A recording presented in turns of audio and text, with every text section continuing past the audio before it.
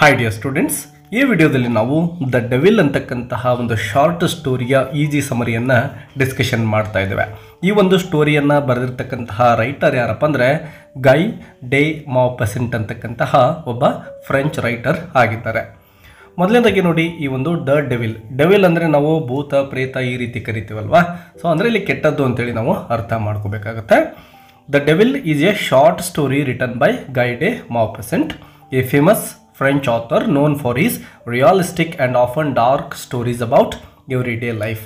ಈ ಒಂದು ರೈಟರ್ ಬರೀತಕ್ಕಂತಹ ಸ್ಟೋರಿಗಳೇನಿರ್ತವೋ ಇವು ಯಾವಾಗಲೂ ಕೂಡ ರಿಯಲ್ ಲೈಫ್ಗೆ ತುಂಬ ಹತ್ತಿರದಲ್ಲಾಗಿರ್ತಕ್ಕಂಥವು, ಅಂದರೆ ರಿಯಾಲಿಸ್ಟಿಕ್ ಆಗಿರ್ತವೆ, ನೈಜ ಕಥೆಗಳನ್ನು ಒಳಗೊಂಡಿರ್ತವೆ, ಜೀವನಕ್ಕೆ ಬಹಳಷ್ಟು ಹತ್ತಿರವಾಗಿರ್ತಕ್ಕಂತಹ ಥೀಮನ್ನು ಇವರು ತೆಗೆದುಕೊಂಡಿರ್ತಾರೆ.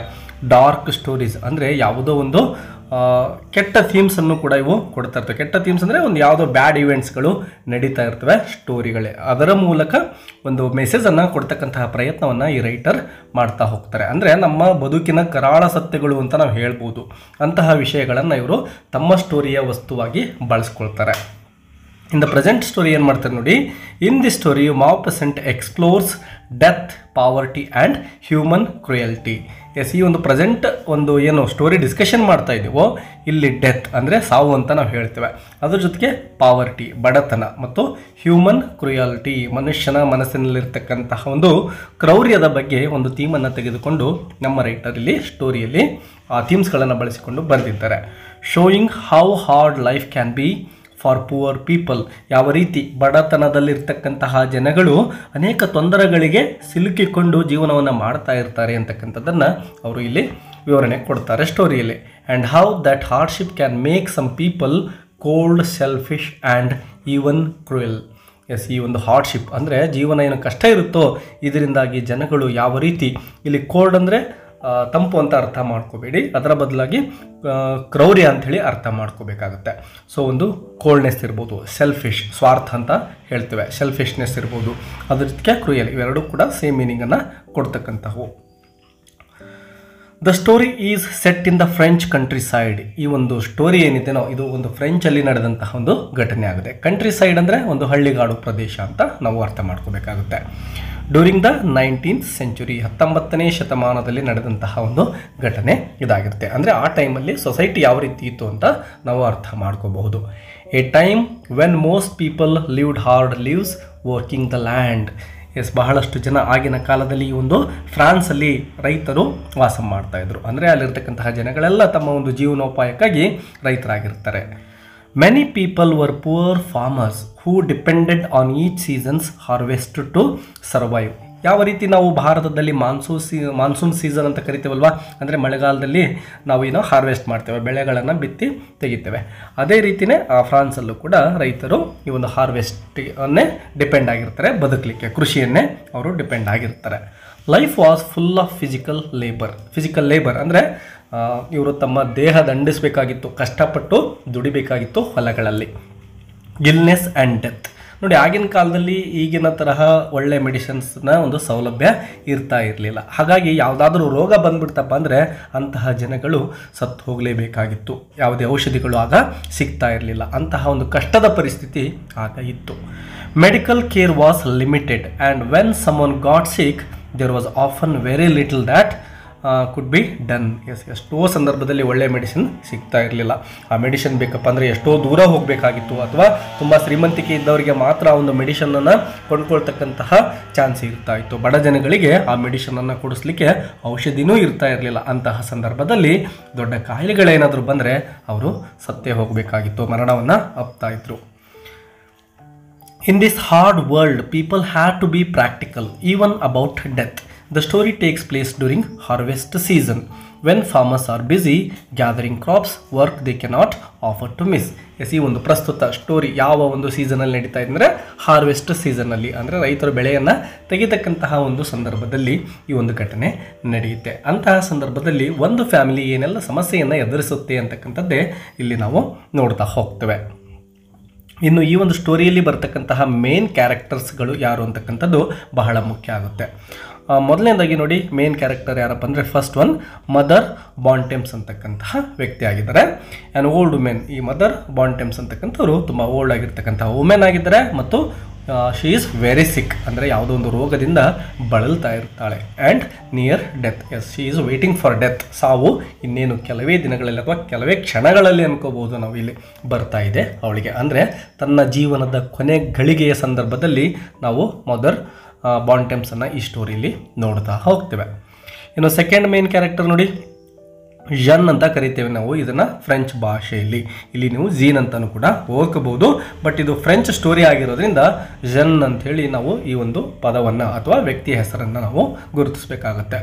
ಜನ್ ಬಾಂಟೆಮ್ಸ್ ಅಂದರೆ ಇಲ್ಲಿ ಏನು ಮದರ್ ಬಾಂಟೆಮ್ಸ್ ಇದ್ರಲ್ವ, ಇವರ ಡಾಟರ್ ಆಗಿರ್ತಾರೆ. Her daughter A hard working farmers wife, ಒಬ್ಬ ರೈತ ಇರ್ತಾನೆ, ಅವನ ಹೆಂಡತಿಯಾಗಿರ್ತಾಳೆ ಈ ಜನ್ ಬಾಂಟೆಮ್ಸ್. ಇನ್ನು ಇವಳ ಗಂಡ ಆನರ್ ಬಾಂಟೆಮ್ಸ್ ಅಂತಕ್ಕಂಥವನು. Jan's husband also a farmer. ಇನ್ನು fourth character the devil, yes ಮತ್ತೊಂದು ಮುಖ್ಯವಾಗಿರತಕ್ಕಂತಹ ಕ್ಯಾರೆಕ್ಟರ್ ಅಂತಲೇ ನಾವು ಹೇಳ್ಬೋದು. ಇವನು ಕೂಡ ಒಬ್ಬ ಓಲ್ಡ್ ಮ್ಯಾನ್ ಆಗಿರ್ತಾನೆ ಆ ಒಂದು ಹಳ್ಳಿಯಲ್ಲಿ. A cold and cruel neighbour known as the devil, yes ಇವನು ಪಕ್ಕದ ಮನೆಯಲ್ಲಿ ವಾಸ ಮಾಡ್ತಾ ಇರ್ತಾನೆ. Because of his heartless personality ಇವನನ್ನು ಏನಂತ ಕರಿತಾ ಇದ್ದಾರೆ ಅಂದರೆ ಡೆವಿಲ್. ಹಾರ್ಟ್ಲೆಸ್ ಪರ್ಸ್ನಾಲಿಟಿ ಅಂದರೆ ತುಂಬ ಕ್ರೂರ ಹೃದಯ, ಯಾವುದೇ ಕರುಣೆಯನ್ನು ಹೊಂದದೇ ಇರತಕ್ಕಂತಹ ವ್ಯಕ್ತಿ ಇವನಾಗಿರ್ತಾನೆ. ಹಾಗಾಗಿನೇ ಆ ಇಡೀ ಊರಲ್ಲಿ ಇವನನ್ನು ಏನಂತ ಕರಿತಾ ಇರ್ತಾರೆ, ದ ಡೆವಿಲ್ ಅಂತ ಕರಿತಾ ಇರ್ತಾರೆ. ಆ್ಯಕ್ಚುಲಿ ಇವನ ಹೆಸರು ಅದಾಗಿರೋದಿಲ್ಲ, ಜನಗಳು ಅವನ ಒಂದು ಕ್ರೂರ ಹೃದಯ ಅಥವಾ ಅವನು ನಡ್ಕೊಳ್ತಕ್ಕಂಥ ರೀತಿ ಕ್ರೂರವಾಗಿರೋ ಕಾರಣದಿಂದ ಇವನಿಗೆ ಆ ಹೆಸರಿನಿಂದ ಕರಿತಾ ಇರ್ತಾರೆ. ಈಗ ನೋಡಿ, ಮುಖ್ಯವಾಗಿರತಕ್ಕಂತಹ ಈ ಒಂದು ಸ್ಟೋರಿಯ ಸಮರಿಯನ್ನು ನಾವು ಡಿಸ್ಕಷನ್ ಮಾಡ್ತಾ ಹೋಗೋಣ. The story begins with Jan Bontemps worrying about her dying mother Bontemps. The old women is very sick and will likely die very soon. Yes ಈ ಒಂದು ಸ್ಟೋರಿ ಆರಂಭದಲ್ಲಿ ಮದರ್ ಏನಿದ್ರು ಮದರ್ ಬಾಂಟೆಮ್ಸ್ ಒಂದು ಸಾವಿನ ಹಾಸಿಗೆಯಲ್ಲಿ ಇರ್ತಾರೆ, ಅಂದರೆ ಕೆಲವೇ ಕ್ಷಣಗಳಲ್ಲಿ ಅವರು ಸತ್ತು ಹೋಗ್ತಾ ಇರ್ತಾರೆ. ಅವರ ಮಗಳಾಗಿರ್ತಕ್ಕಂತಹ ಜನ್ ಬಾಂಟೆಮ್ಸ್ ತುಂಬಾ ವರಿ, ಅಂದರೆ ಈಗ ತಾಯಿ ಸತ್ತು ಹೋಗ್ತಾ ಇದ್ದಾಳೆ ಅಂದರೆ ಮಗಳಿಗೆ ಟೆನ್ಷನ್ ಆಗೇ ಆಗುತ್ತೆ, ಆತಂಕದಲ್ಲಿದ್ದೇ ಇರ್ತಾರೆ ಅಲ್ವಾ. ಸೊ ಈಗ ಆತಂಕದಲ್ಲಿದ್ದಾಳೆ ಜನ್ ಬಾಂಟೆಮ್ಸ್.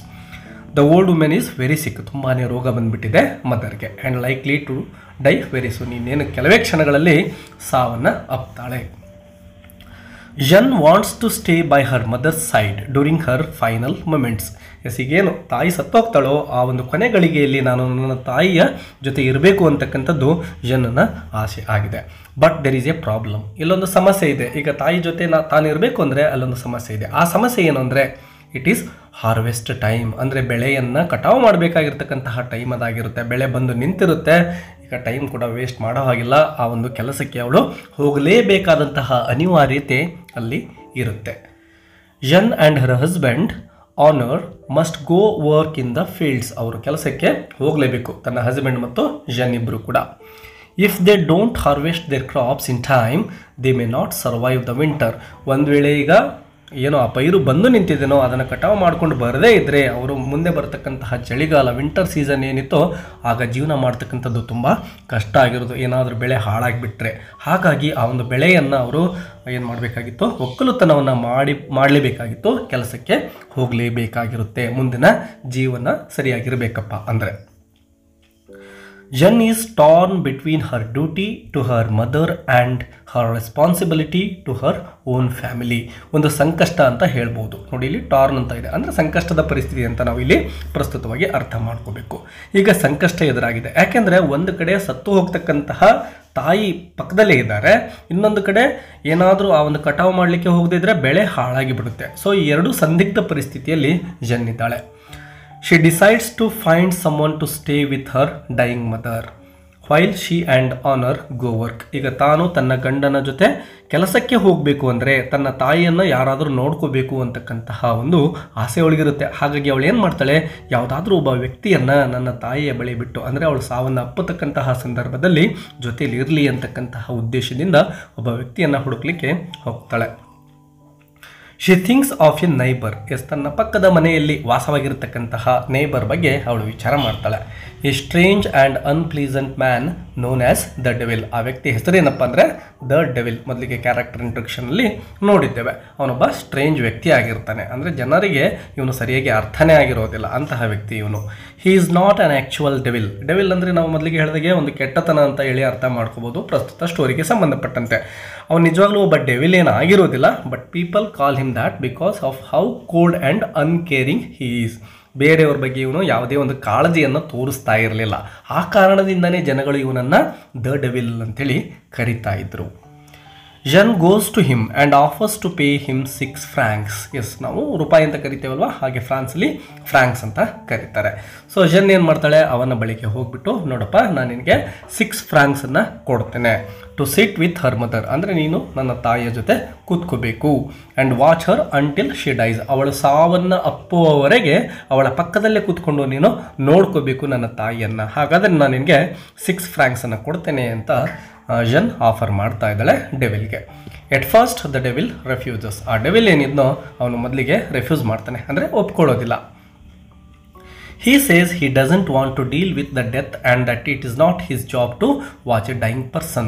ಎಸ್, ತನಗೆ ಆ ಒಂದು ಕೆಲಸದಲ್ಲಿ ಇಂಟ್ರೆಸ್ಟ್ ಇಲ್ಲ ಮತ್ತು ಸತ್ತು ಹೋಗ್ತಕ್ಕಂತಹ ವ್ಯಕ್ತಿಯ ಪಕ್ಕದಲ್ಲಿ ಕೂತ್ಕೊಳ್ಳಿಕ್ಕೆ ತನಗೆ ಇಚ್ಛೆ ಇಲ್ಲ ಅಂತಕ್ಕಂಥದ್ದನ್ನು ಡೆವಿಲ್ ಹೇಳ್ತಾನೆ ಆರಂಭದಲ್ಲಿ.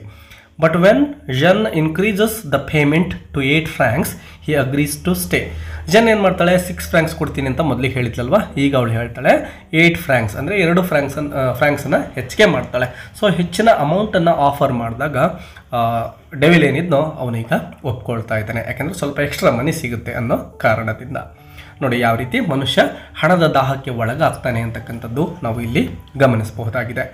The devil goes to Jen's house, sits near the old woman and waits for her to die.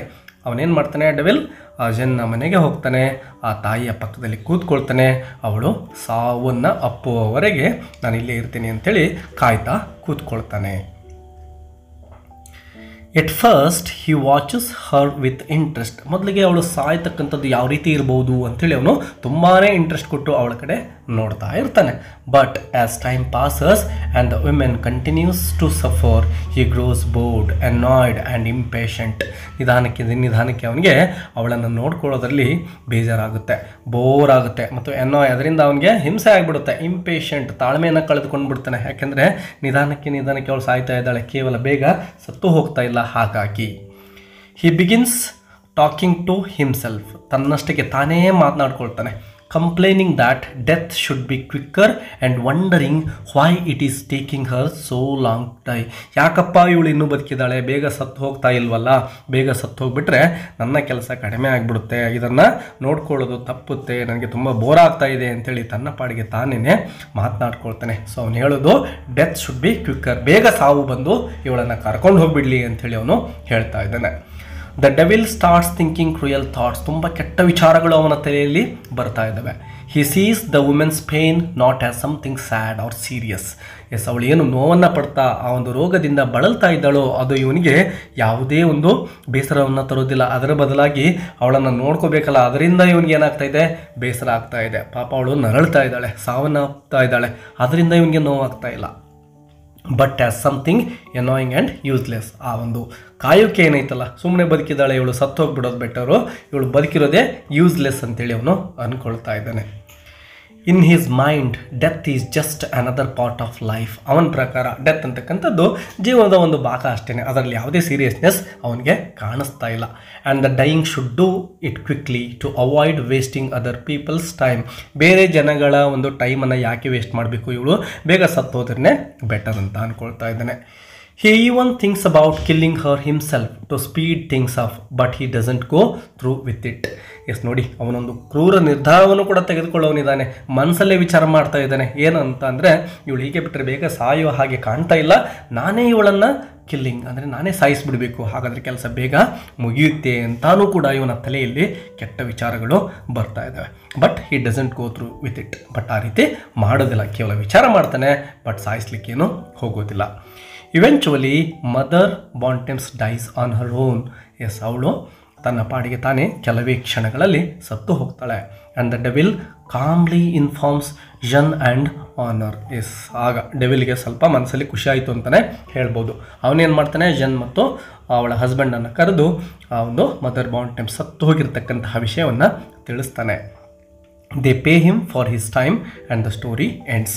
S, ಅವನಿಗೇನು 8 francs ಕೊಡ್ತೀನಿ ಅಂತ ಹೇಳಿದ್ಲಲ್ವ ಜನ್, ಆ ದುಡ್ಡನ್ನು ಕೊಡ್ತಾಳೆ. ಅವನು ದುಡ್ಡನ್ನು ತೆಗೆದುಕೊಂಡು ಅಲ್ಲಿಂದ ಹೊರಟೋಗ್ತಾನೆ. ಇಲ್ಲಿಗೆ ಒಂದು ಸ್ಟೋರಿ ಮುಗಿಯುತ್ತೆ.